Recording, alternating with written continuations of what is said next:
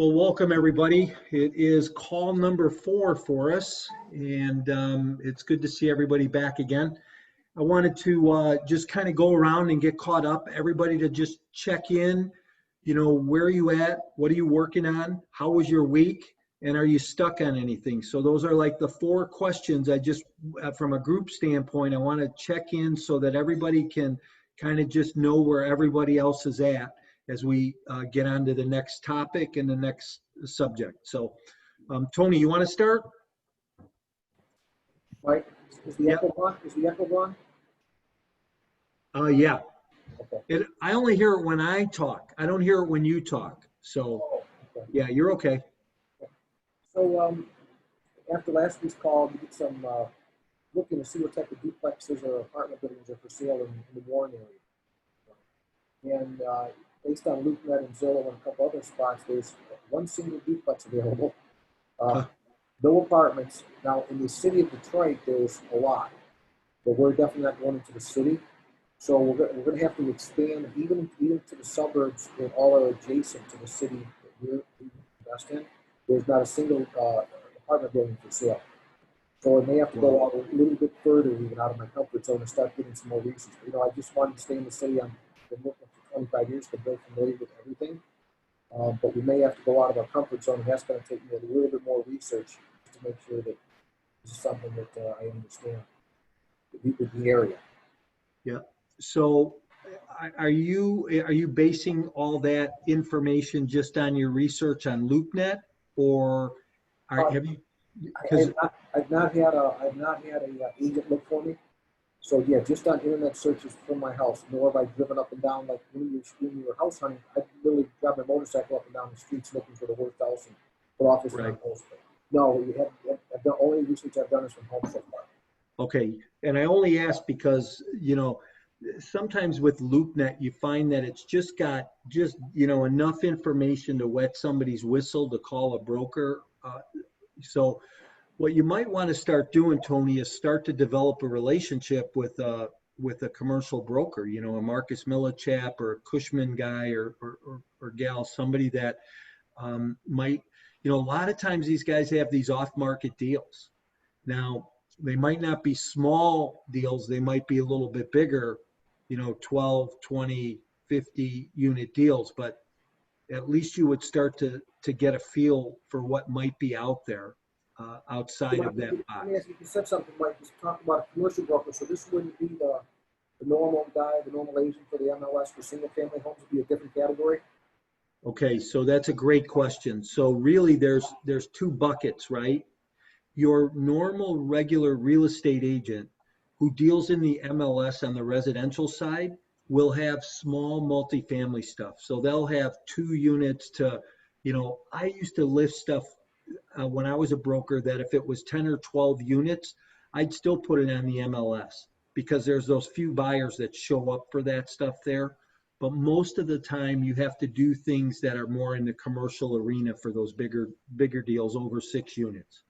So yeah, the short answer is yes, they'd be different than your typical multifamily or your typical residential broker. So if you went to a Cushman Wakefield or a Marcus Millichap or a CBRE in your area, and just talk to, say, hey, if you call there, go on the internet and look for the multifamily broker in that space.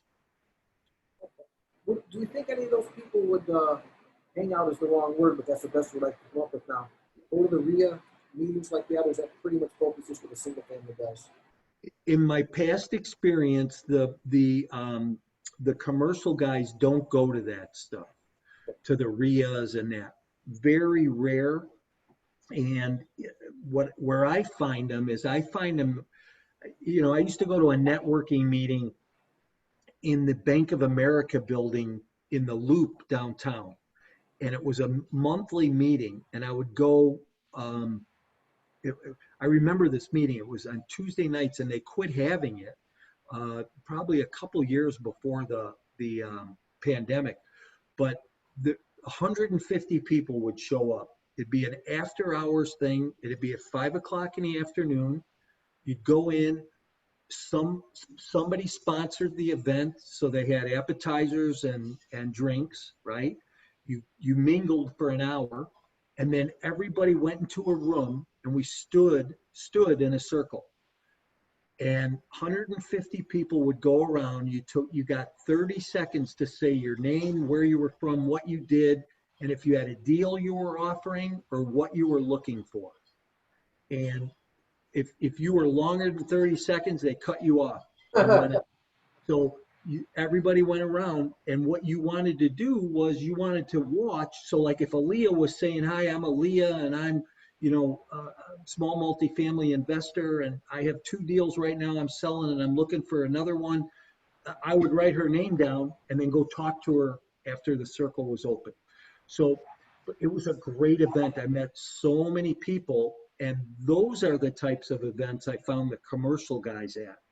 Not so much just a RIA or a real estate investment club of any sort.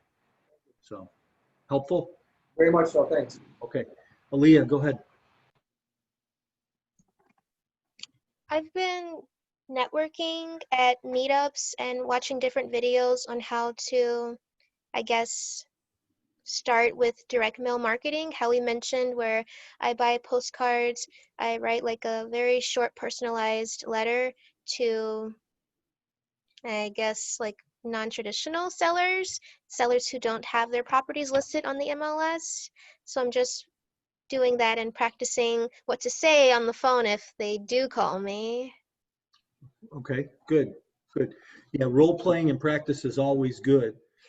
So you're putting in place some direct mail stuff? I know that one of your goals was you were going to try and reach out to tax assessor, county clerk, and have you started working on that yet, or? Yes, I have to go during the week because the one over here, they're not open on the weekends. So I'm going on my lunch break for sure.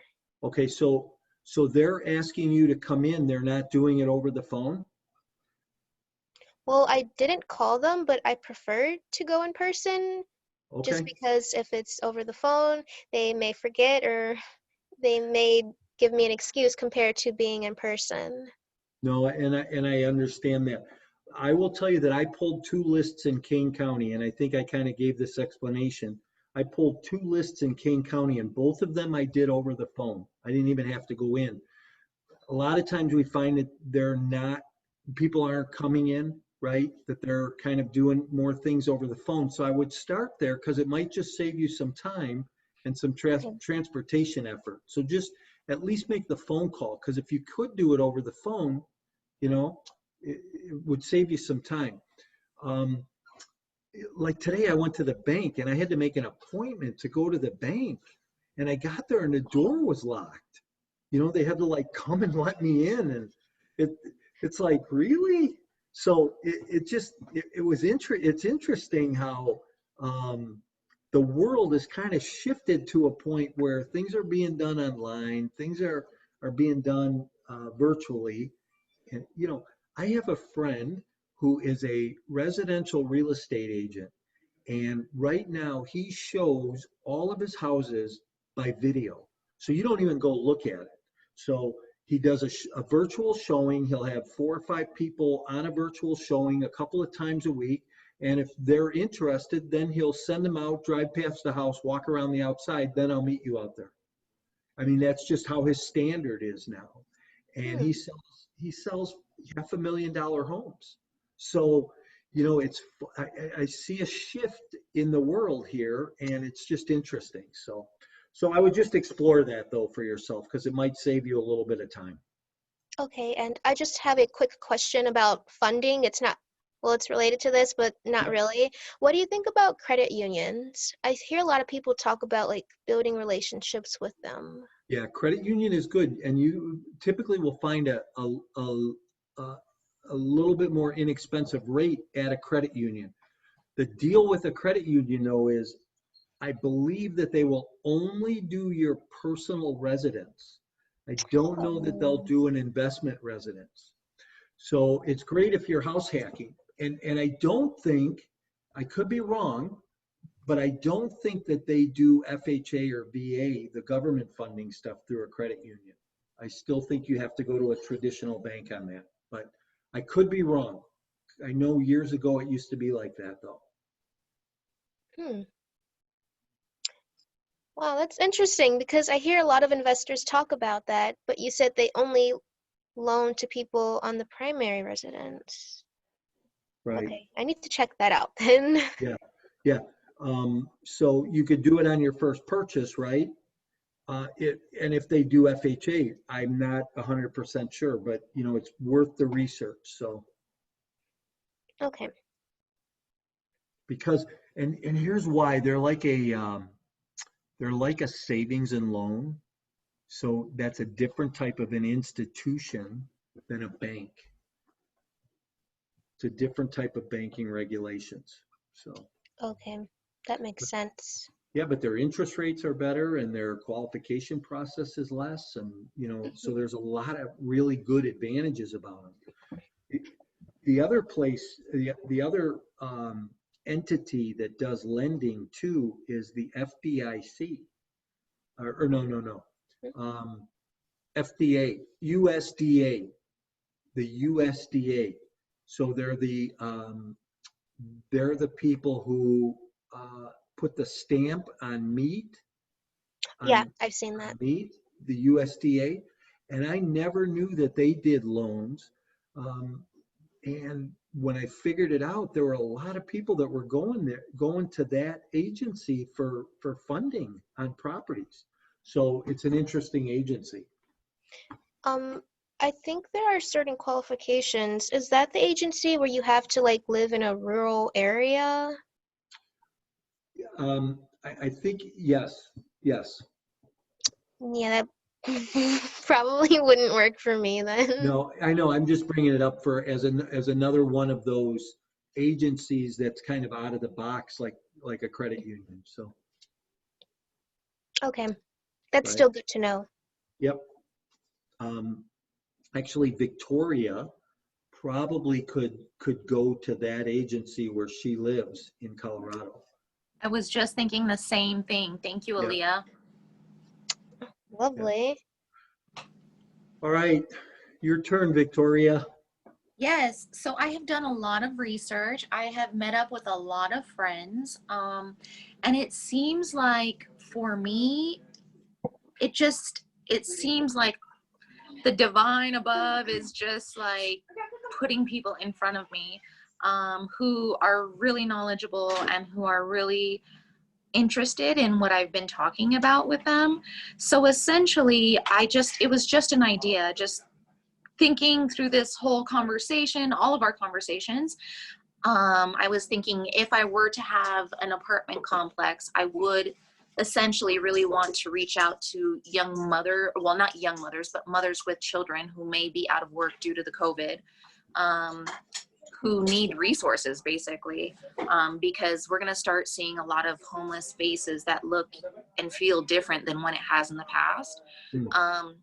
And so I was kind of talking about that and incorporating sustainability and utilizing an opportunity to maybe have compost as well as gardening and things of that sort. And as you all know, I'm part of the hemp industry. And in talking with my friends that are both in hemp and in real estate, they're about this. Like they are really interested. They want to know how they can help. They want to connect me with whomever they can. And I sat down and I met with a friend who's really quite a heavy hitter in the industry. She's been in real estate for about 20 years now. And she was saying that I should look into getting loans for this specifically, and that I should look into affordable housing and go that route. And just by coincidence, her roommate actually seeks out affordable housing and things of this sort. So she's really interested to talk about this a little bit further. And it just, I've reached out to another friend, and she's starting something new herself called Women in Marketing. And so it's a new networking group that she's just launched out of Arizona. And she reached out to me. She had no idea I was doing real estate. And she just recently reached out to me and said, I think you'd be really good at this. And I'd really like to talk to you about this. And I was like, whoa, that's really weird. So it seems and just feels like serendipity is in play for sure. Nice. Good for you. Good for you. And I know that you kind of have been really working on building your network and networking with people and learning more, and that's great. You know, that's that one piece of what we do that we always need to be doing. You know, I mean, I continually do it, like because if I can meet somebody new, and today it's different, right? Because LinkedIn or Facebook are really good platforms to do that from, because, you know, I was telling Tony about a networking meeting that I used to go to, that they don't have them anymore, you That's know? right. So all this stuff's done online. So you have to like engage people online. And I engaged a couple people this week and have had some great conversations around the summit coming up. So it's been, you know, it's been interesting. So Tony, I want you to share with the group your results and how you got there with the rent increases and the letters that you did, just from an educational standpoint, if you don't mind sharing that with everybody. So, my wife and I, you know, based on actually Mike's advice, you know, we decided to look at all our rents. We have some tenants that have been with us 8, 9 years. Our average tenant's about 5 years. You know, we've never raised rent 10 times. And so we decided to go ahead and give it a shot. We looked at Zillow to see what the base comparison was. I didn't realize all the power that program had, but it gives you, house by house, what they think the market value is, what the average rent is. And I could see in some cases we were $500 a month less than Zillow. And we're talking about $800 a month rent houses, so we're not talking $2,000. It's affordable. I consider affordable rent. So we sent out of our 50-some properties, we sent out 45 rent increase letters, and all but 2 are staying. And the 2 that were leaving were sort of questionable tenants. I knew they were late. We always gave them late. They were not like all our other tenants. So yeah, so that was great advice, and we're going to go ahead and have on our public calendar now 45 days before our leases. We use month-to-month leases also. We have to pay for leases, which that's what Mike will talk about that at some point. But because we're in the single-family space, we do month-to-month leases. Biggest reason is because sometimes we got some tenants that don't get along with the city or the neighbors, and we have too much of a relationship with all of them. So we just didn't give them notice. Having said that, based on what Mike told us, we're going to put now every 45 days as a reminder before our lease. We're going to automatically lose our $25. That was some good advice. I don't know if it's making a fortune, but our revenue is going to go up probably 10% a month, which is a big deal. It's something else to others. Nice. Hey, you know, I'm not sure what's wrong with your audio tonight, and I've never heard it this way before, but Yeah. something's going on with your audio. Yeah, we can't hear you that well. No, Yeah. I'm so bummed because I feel like you said a lot of good stuff right there. Mhm. Yeah. So I don't know if you need to reboot your computer, or if you need to do something with the little microphone or what, but it seems like it's off. So, well, I'm assuming right now that nobody really has any issues or problems. It doesn't sound like anybody's stuck on anything. It sounds like it's all been pretty positive and good news here tonight. If I'm wrong, somebody raise their hand. But what I'd like to do, you know, just as a recap, what we've talked about the last few weeks has been team building and networking, which everybody's continuing to work on. And we've talked about locating and sourcing deals and strategies behind that and how important that is. And everybody seems to be working in that direction of doing that, so that we can start to look at and start to do preliminary evaluations and either eliminate or go to the next step in those deals. Tonight, I want to start to talk about standards. Okay, and I think standards comes next because what we find is as you're building your network, you're going to start to learn what other people are doing and you start to see what makes sense, what might not make sense. And we also are locating and starting to source deals. And if you're starting to look at deals, you're starting to see what you might like and what you might not like. So standards it comes as a natural next level of education or next level of class, so to say, to learn about. So what I want you guys to do is just take out your notepad and I want you to write down some topics for yourself. And some things around standards are, you know, what do I like? Where do I want to be?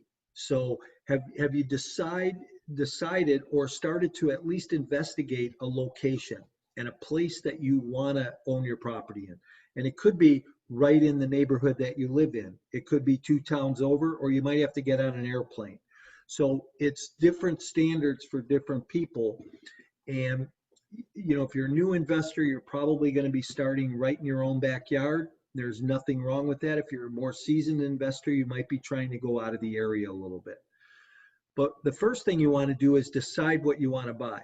Okay, so if that's a small 2 to 4 unit multi-unit building, great. If it's a 33 unit multi-unit building or bigger, that whatever it is, know what your focus is.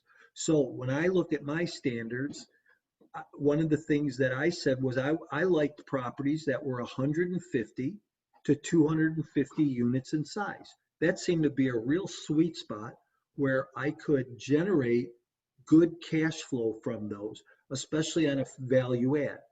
So now I didn't know that right away, and I didn't know that right when I went into the business, but I developed that standard over time.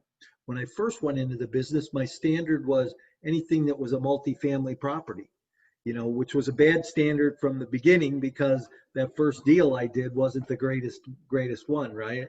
So you learn as you go along. So as you start to be able to accommodate more or equip yourself for more, you decide to do more. Another thing about standard is what do you want to look at? What's visually appealing to you, to maybe the buyer that you're going after?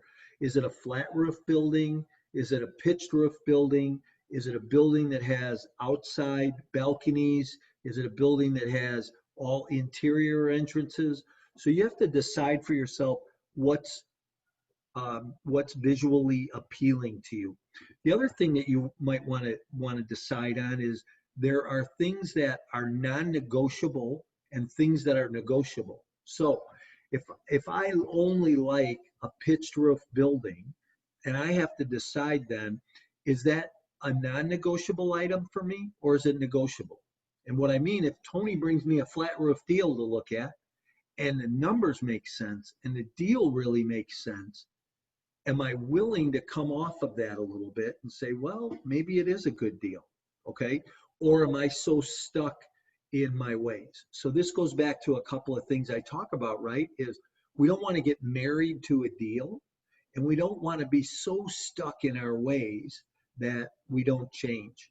You know, a lot of times people say that the older we get, the more stuck in our ways we become, and the less we're willing to change. And I've never wanted to have that attitude. So I feel, you know, I have young kids, so I feel like over the years, my kids have helped keep me young, always made me want to change. So that's interesting, right? So the next thing you want to look at when it comes to visually appealing is, do I want a building with a parking lot? Do I want a building that is just off the street? Do I want a building that has a garage? Okay, I know Aaliyah's looking in places that off of the alley behind the building may have a garage. I live in a multi-unit deal that has a 3-car garage. So, you know, you have to say, well, is that important to me? So when I bought properties in Dallas, or we bought property in Atlanta or Alabama, we needed to have some kind of car coverings. We would actually buy property and go in and build some carports or maybe even some garages because we knew that we could raise the rent and because we would get a better tenant if they had a place to park and be out of the sun. Now, in the Midwest, you don't find that as much, but there's some markets that you have to be sensitive to that, right? So you have to see what else is out there. So parking is a big thing. Do you offer 2 parking spots for people? Is all your parking off street? So, and that's going to go back to how you're going to be able to find your tenants in it. Let's talk about unit mix for a minute. Unit mix is how many bedrooms. Okay, in the beginning, I didn't realize this, but after a period of time, I said, okay, I only want properties that are 65% 2 bedrooms or greater. So if I don't have 65% 2 and 3 bedrooms in a complex, I don't even want to look at it. Well, I think I tell the story, and you guys may have heard this before, of a deal that I was looking at in Texas. It was 728 units, and 325 of those units were all 1 bedroom. So that was outside of my mix.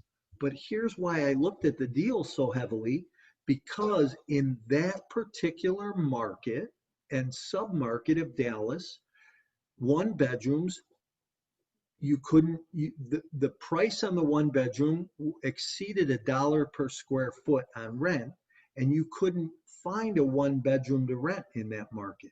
So it was a very transient market, and 1 bedrooms were always rented. The vacancy was very low on the 1 bedrooms. So again, be flexible. Know what makes sense, know what doesn't make sense.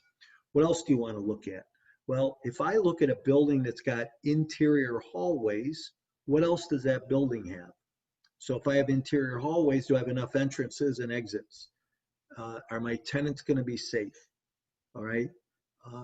You might find some older buildings that only have 1 in and out, and that becomes an issue, So you want to make sure that you have things that are going to accommodate tenants. One of the standards that I had in the business was that I would provide safe and secure housing for my tenants.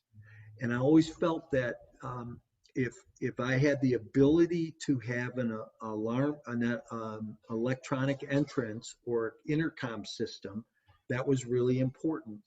You kind of alluded to it, Victoria, about the market changing a little bit here, and you're going to see more single moms, maybe single dads even, right, that are going to have an issue paying rent coming up because of COVID, people out of work, jobs, issues like that. One of my things was I wanted to make sure that single moms with kids that lived in my complexes had safe and secure housing, and that they had a place that they knew they could go to and be safe. So that was an important standard. Other things I wanted to look at was, what's my cap rate?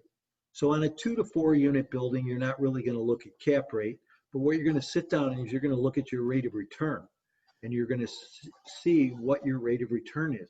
You have to come up with some type of an idea of, hey, I want to make X amount of dollars on a monthly basis, or I want to see X amount of return overall on my property when I exit out of it in 3 years, 5 years, 10 years, whatever your plan is. So those are standards. You also need to look at, what kind of amenities am I offering? Hey, if I own a 20 unit building, do I have some amenities where, I have extra storage? Do I have coin operated washers and dryers? Are the units air conditioned, or do they have independent air conditioning? How about electric heat? Do I ever tell you guys the story about the chiller? I buy a 187 unit apartment complex in Dallas.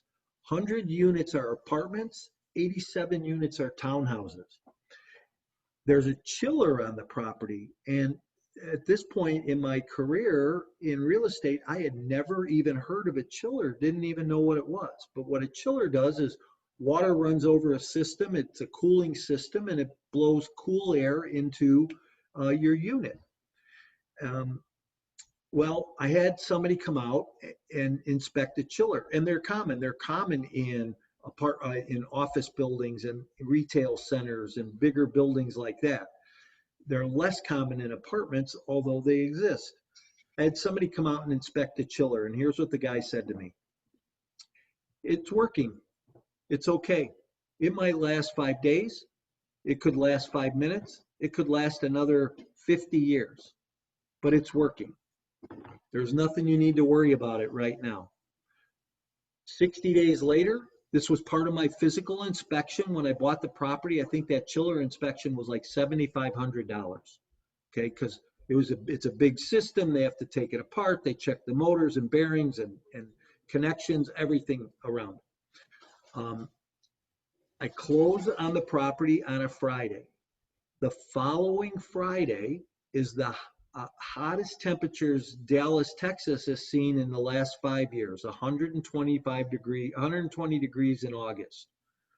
The chiller goes out a week after I buy the property. The chiller was split into two, so half of it operated the 100 units and the other half operated the 87 units. The half that went out operated the apartments, the 100 units. It was 10 days to get the parts shipped in, $50,000 repair. That wasn't the worst of it. The worst of it was the 100 families that were displaced because it was so hot. They had to go stay in hotels. They went and stayed went home to mom and dad's. They went and stayed at friends. But I had a hotel bill for 65 families that went and stayed at, hotels.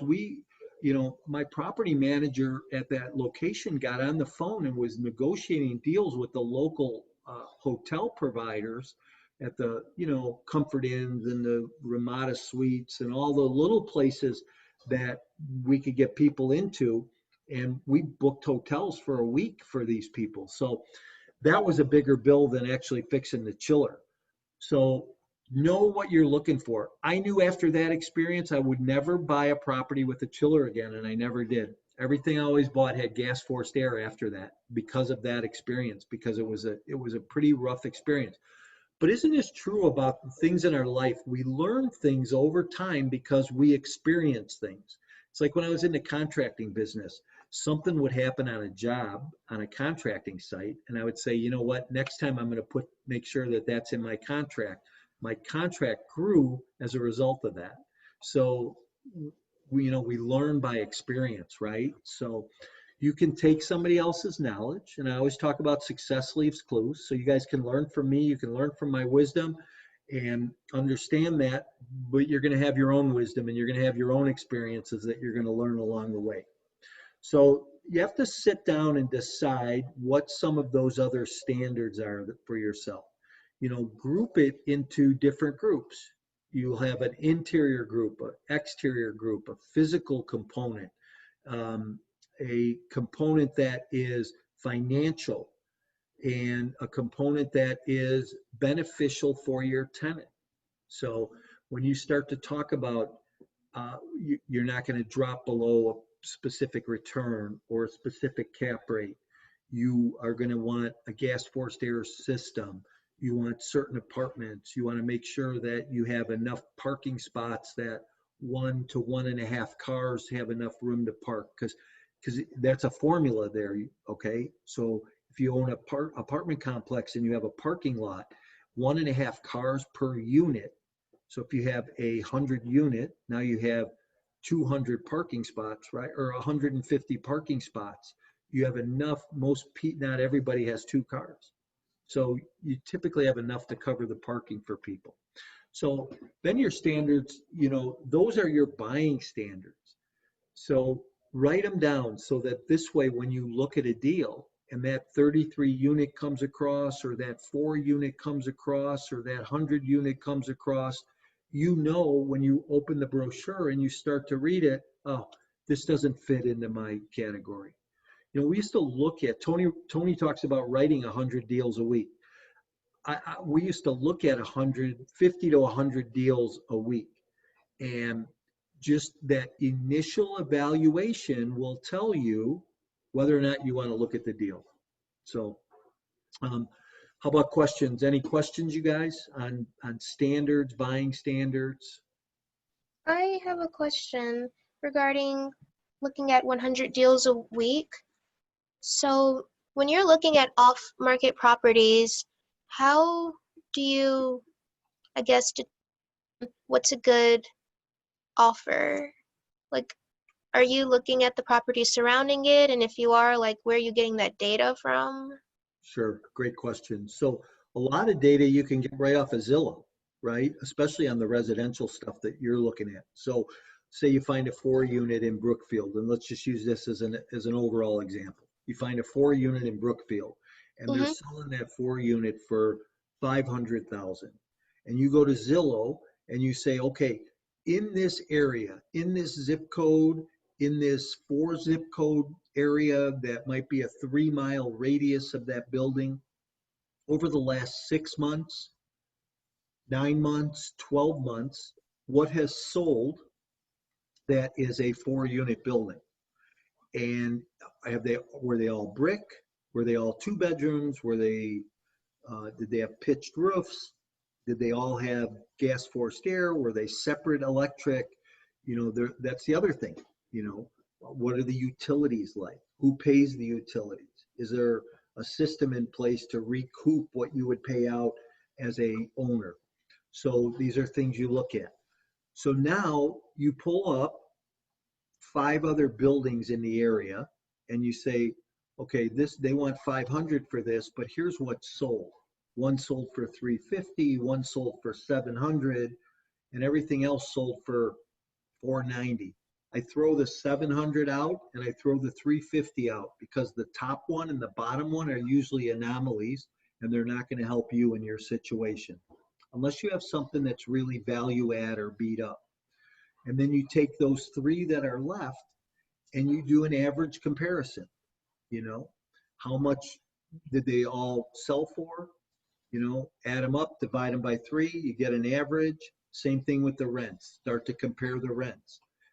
When you look at rents and you break them down, you want to look at them on a square foot basis, right? So, if the rent is $850 a month, what's the square footage in the unit? Is the unit $850? And so your rent is $1 a square foot? Or is your rent $1.10 a square foot? This helps you to start to really determine value a little bit more. The other thing is you need to look at the NOI, right?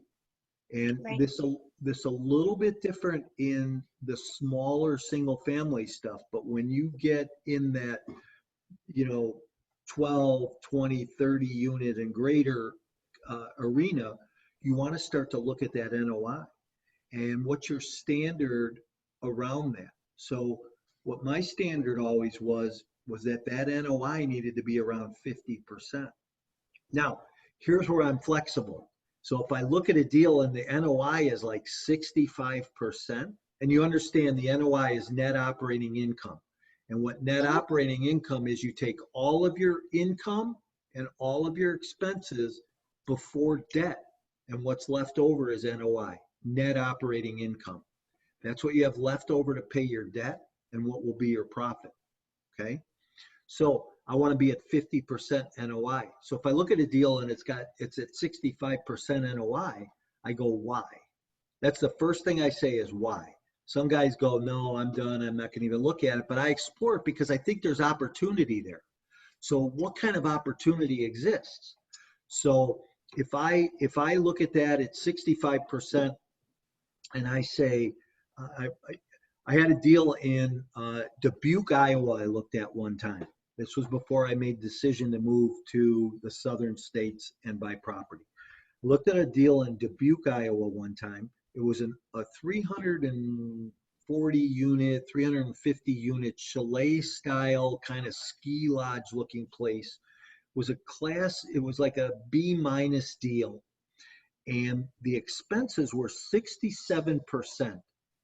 So the broker couldn't give me a good answer, but we got the owner to walk the complex with us the second time I went to the complex.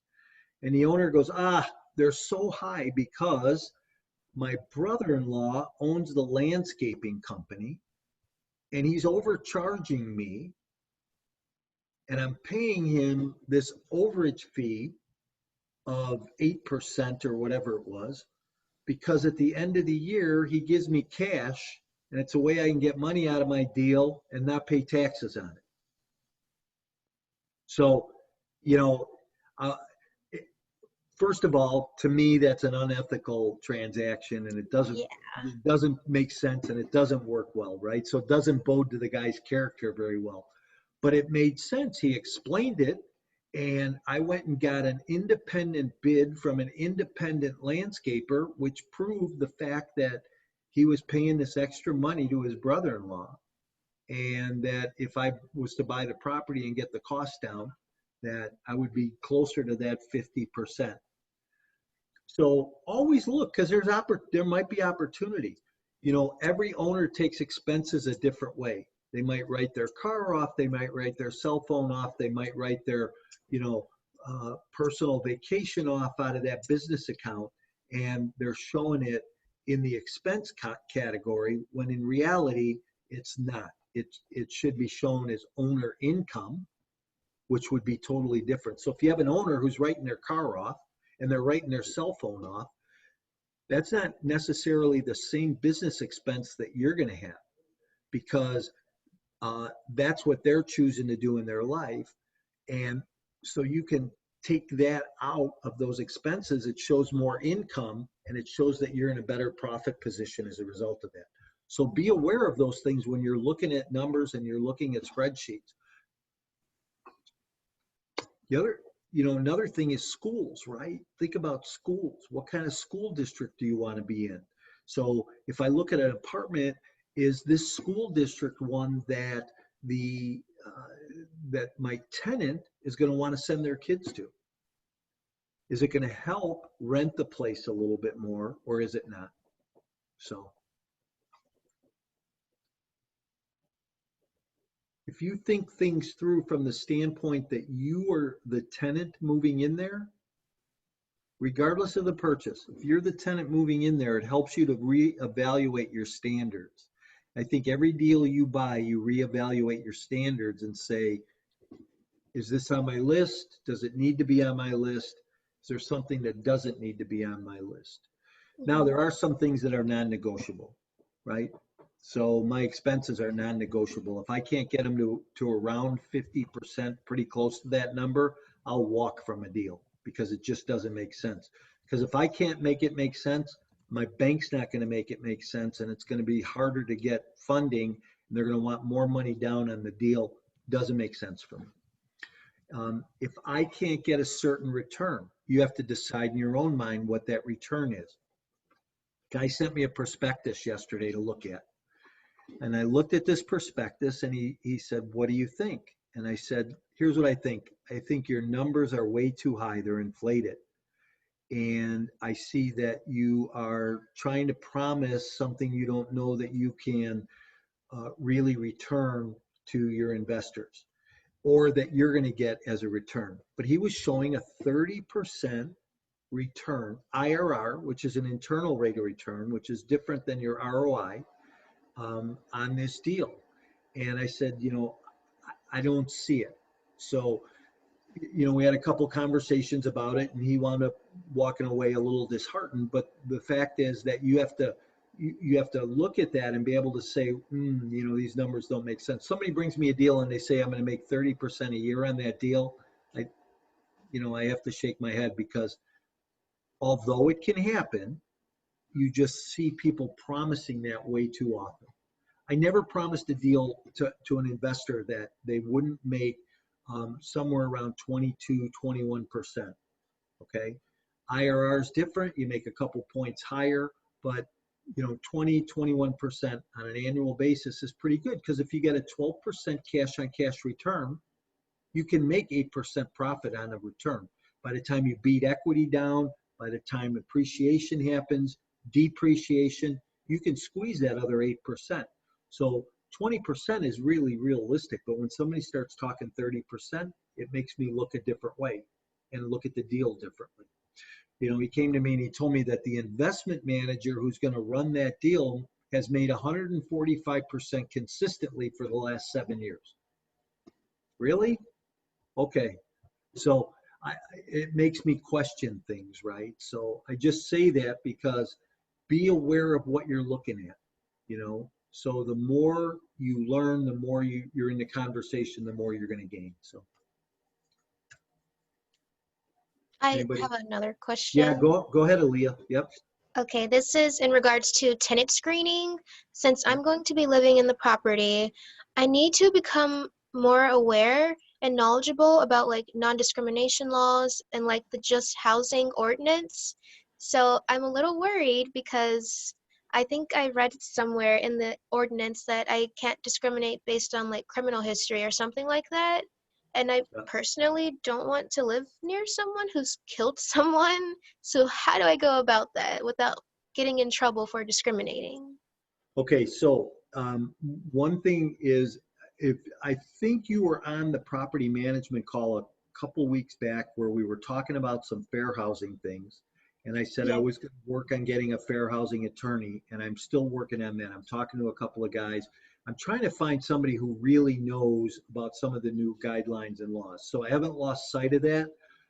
Over the next month or so, we'll be able to pull that together to give a little bit more education to everybody, especially in that group on Monday. Now, don't here's one thing that I just want to encourage you: don't let anything freak you out or get you scared, because you can learn and walk through anything. Okay, and most of the time we get through that fear by walking through it. So my understanding is that in Cook County, that law has changed, that you cannot discriminate against criminal background, right? So you have to and how that works is you have to first approve them or disapprove them solely based on their credit, and then you can go to the criminal history. But first you have to make a decision based on the credit. So you can't do both of them at the same time anymore. You have to do one at a time. So if I pull Victoria's credit, and she's got stellar credit, and I say you're approved, now I can go, or disapprove, now I can go and pull her criminal background. And if I find out that she has killed somebody, if my standard is that I don't want somebody who has been incarcerated because they killed somebody living in my property, I have the right to do that. So, Oh, okay. okay, but you can't do it up front. So you're not really discriminating. Hey, I'll approve you, but my standard is, this is why I always talk about standards need to be written, write them out, put them in an office binder, have a manual that says, this is how I do business. So if you ever wind up in fair housing or it ever comes up in court, you can go, hey, Judge Tony, here's my standards. I don't treat anybody any different. Okay. If they don't have a 650 credit score, if they've been evicted, I choose not to rent to them. So what I'm working on doing right now is getting a fair housing attorney to come on, clarify all that stuff, and talk to us about it. So I will make sure that I put that together. I think that'll be a good topic of conversation for people. So Yes. I'll probably do that. I'll do that on a Monday night property management call when I do that. So. Hey, Mike, can you hear me? Am I coming through or no? Yeah, go ahead. Just one thing. You guys talking to each other, you've done a lot of houses, and one of the things that people don't seem to meet the requirements are the requirement for 3 times the monthly income. Even when you say that right up front, they turn in the pay stub. It's like, hey, the rent's $800, you make $1,200 a month. Right. They qualify. That was number independent, because we don't actually run credit. We assume that they're all bad. So we go from there. We look at evictions. We look at income. The other thing that's oddly enough is that people can't put utilities in their name.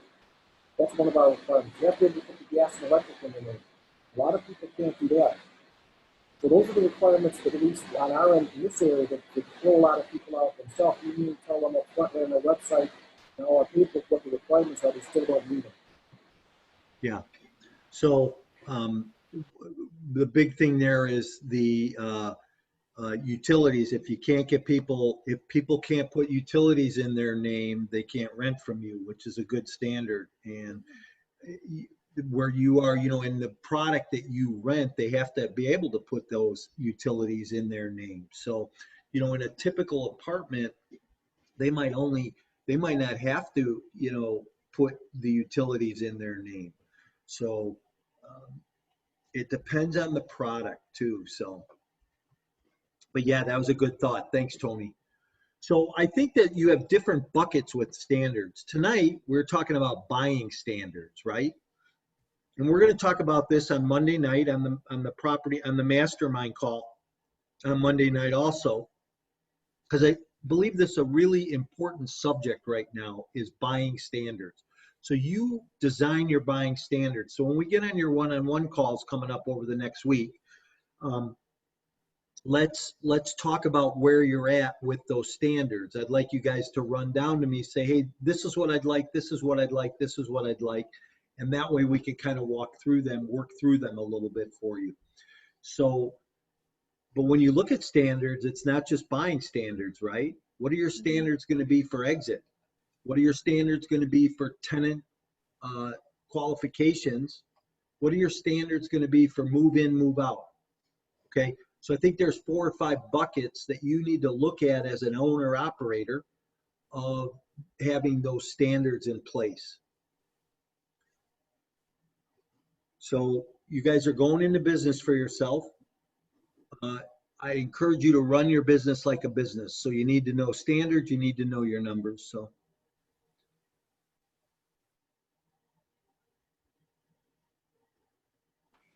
Hey, Mike, I'm curious.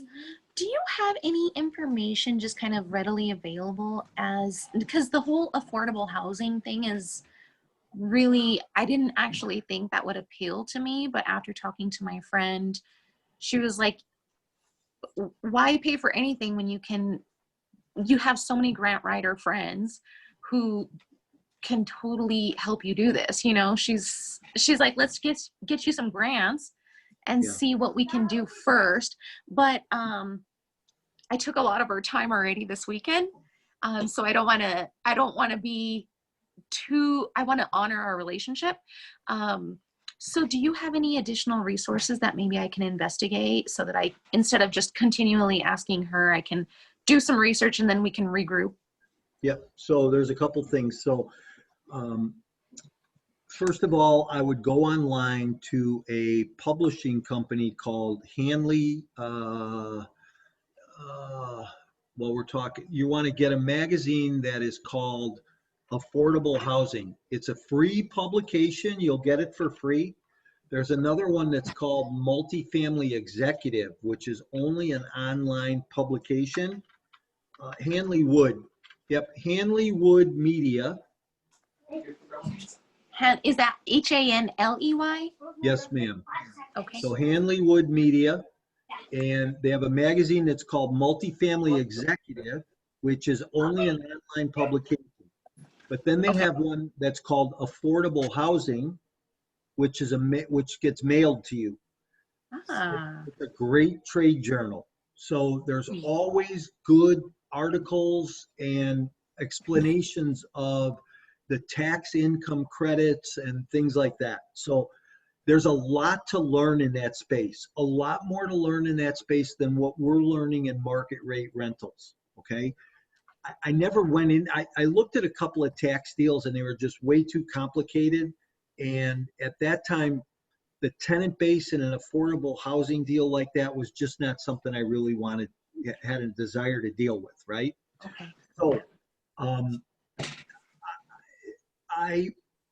the other thing I would do is I would call the city, either Boulder or Denver, and I would talk to the zoning department and ask them what they can tell you about any tax incentive deals and how those work in Boulder County and Denver, and and just start doing some research.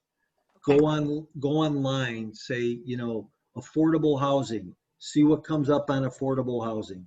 You know, the other thing is tax deals, bond deals. So I looked at a deal one time. It was a tax incentive deal. When they built it, they took out 20-year bonds. And as an investor, what you're able to, you get these low interest bonds, right? So they might be 2%.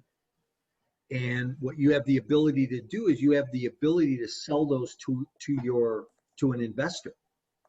And so if you get these bonds, now you can go sell those bonds to an investor because of such a low interest rate.